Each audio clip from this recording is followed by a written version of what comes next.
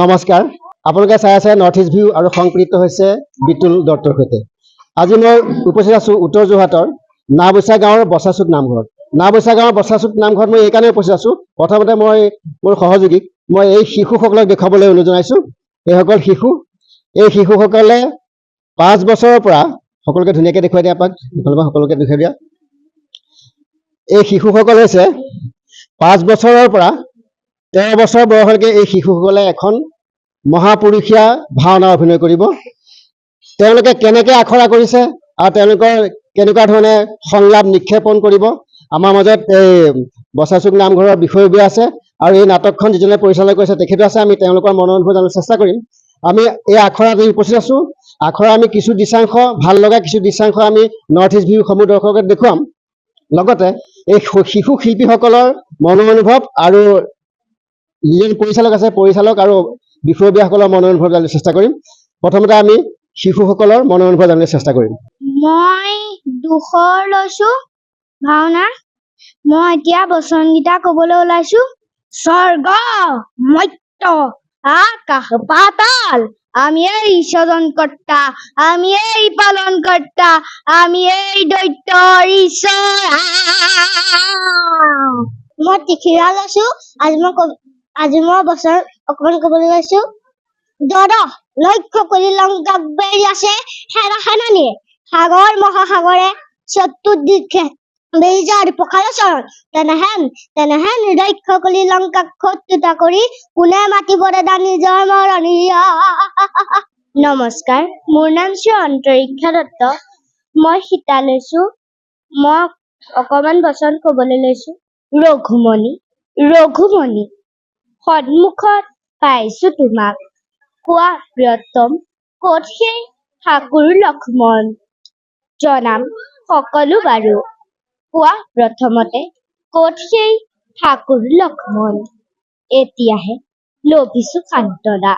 ৰঘুমণি দেখিলে অদ্ভুত সপোন, প্ৰলয়ৰ ঘন ঘোৰ অন্ধকাৰে আৱৰি ধৰি ধৰণি কঁপালে, আকাশ কঁপালে মেদিনী। চতুৰ্দিশে হল হাহাকাৰ, নেদেখিলো কোন কেনি গল।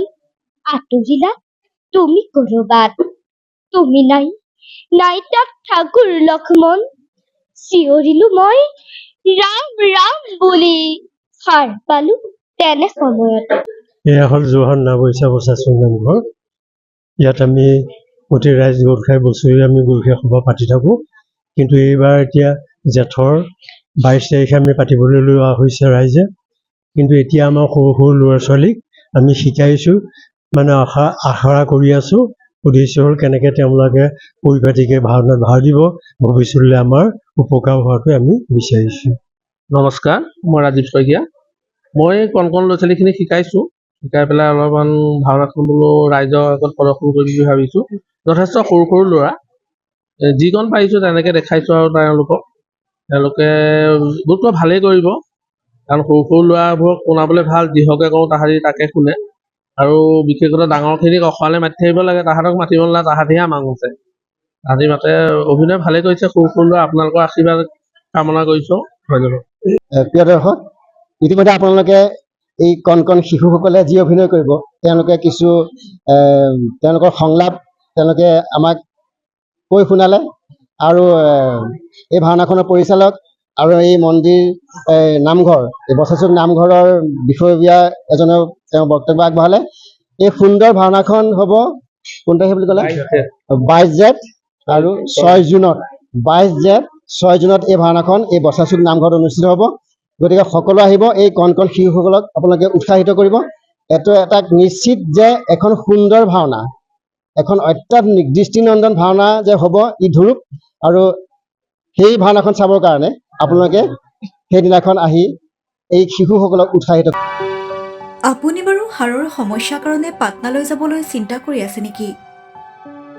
এতিয়া আৰু চিন্তা নাই। আপোনাৰ যিকোনো হাড়ৰ সমস্যা হ'লে এতিয়াৰ পৰা আৰু পাটনালৈ যাব নালাগে, কিয়নো এতিয়াৰ পৰা গুৱাহাটীতে পাব সেই সকলো সা সুবিধা।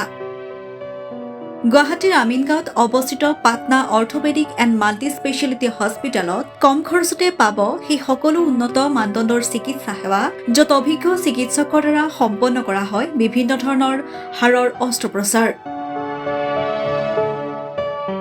বৰ্তমানলৈকে ৩,০০০তকৈও অধিক ৰোগী সুস্থ হৈছে। हमारे हॉस्पिटल में ऑर्थोपेडिक से रिलेटेड हर तरह का इलाज जैसे कि joint replacement, trauma surgeries, spine surgeries, Ilizarov surgeries और की होल सर्जरीज जिसको आर्थ्रोस्कोपी कहते हैं उसका इलाज संभव है। উন্নত মানদণ্ডৰ সা সুবিধা থকা হস্পিটেলখনত আছে ৩টাকৈ VIP ৰুম, 11টা কেবিন, জেনেৰেল ৱাৰ্ডত আছে 12খনকৈ বিচনা তথা 7খনকৈ বিচনাযুক্ত ICU। তাৰোপৰি এই হস্পিটেলখনৰ ভিতৰতে আছে ফাৰ্মাচীৰো সা সুবিধা।